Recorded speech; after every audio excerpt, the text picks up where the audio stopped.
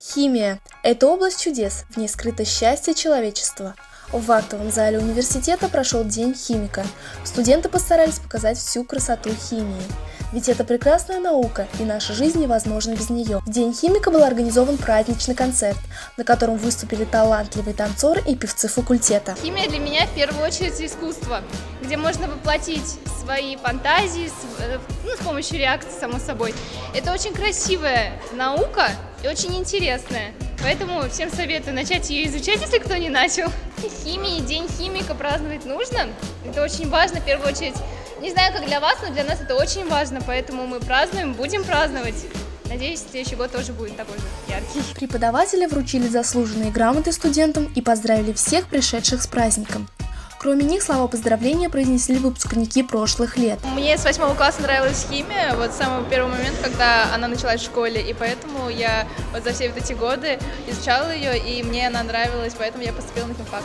Ну, вообще, этот день праздновался первый раз, и я думаю, что этот праздник должен каждый химик знать, каждый год его помнить, потому что химия – это же такая важная наука, она есть везде, и мы должны чтить эту память. На сцене был разыгран аукцион с необычными призами, где можно было приобрести море в бутылке и прочие штуки.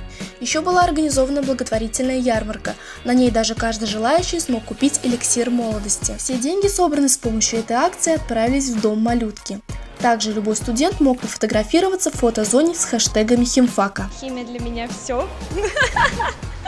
Ну, я давно уже связала свою жизнь с химией, потому что мы начали уже углубленно заниматься с моим преподавателем, и он меня сподвигнул, получается, в дальнейшую область обучения, а именно химфак, башгул. Этот день очень важен, потому что многие люди знают такие праздники, как День пехотинца, День МВД, но почему-то не знают День химика. А почему? Главное, чтобы агитировали, потому что это тоже важно, потому что химия везде и вокруг, потому что все, что мы не видим вокруг нас, это все химия.